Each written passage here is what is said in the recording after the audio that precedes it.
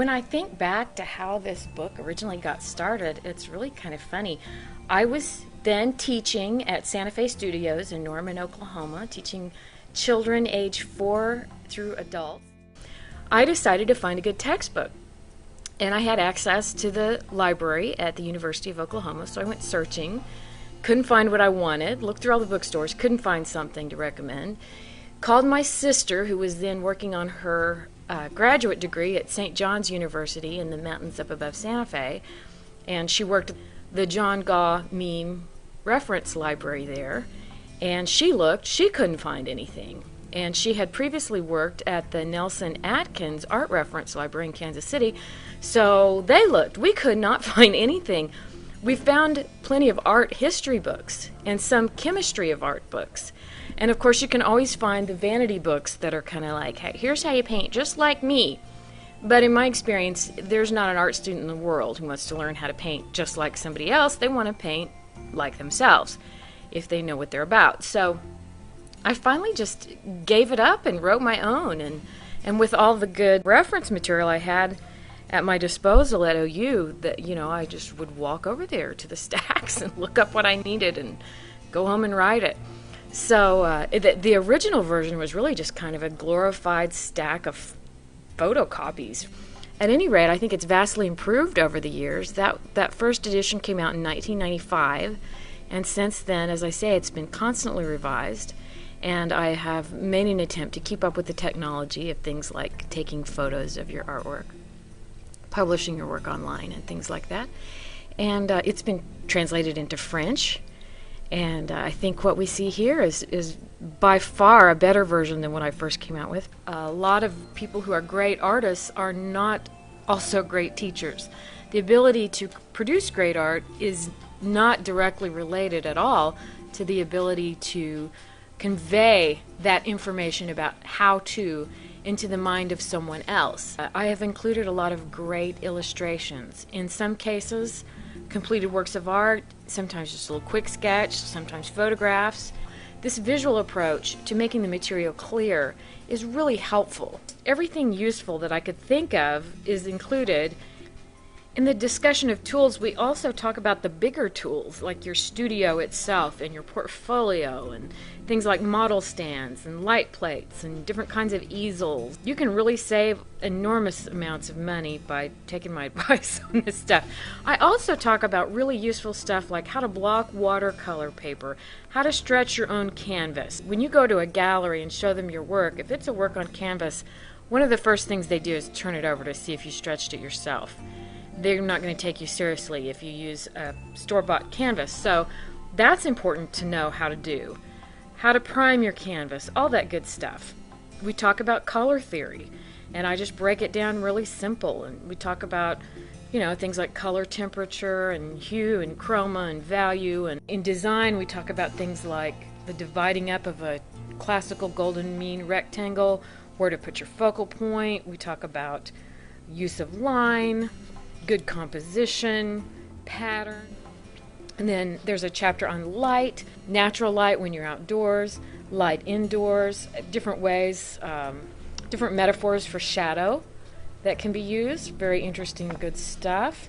And then in motives, we talk about things like the difference between non-representational and abstract art, which is very misused.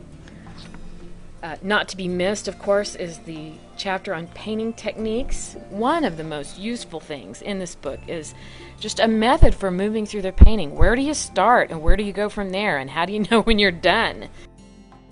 To me, presentation is of paramount importance. Something I see amateurs do all the time is, they'll spend any amount of time and effort on a painting and then slap a garage sale frame on it. You're shooting yourself in the foot by not allowing your work to shine.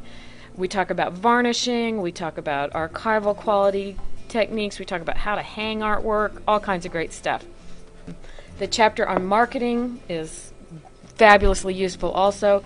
How to polarize light and take your own photos, how to write your own press release, invitations, title boards, how to shop for a gallery, how to price your work, how to deal with rejection, just all the basic stuff. And then, of course, I find the glossary particularly helpful. If you forget what a word means, or you're unfamiliar with it, or you run across it in your reading, you just can look it up.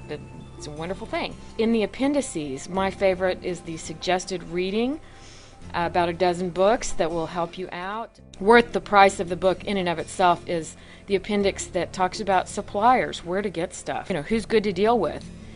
And these are people I've done business with over the years and have found to be reliable. Information about copywriting, shipping, printers, good workshops to go to, where to get art materials, presentation supplies, who will reproduce your slides for you. In her excellent book, The Artist's Way, Julia Cameron writes about how creating art is a tribal activity.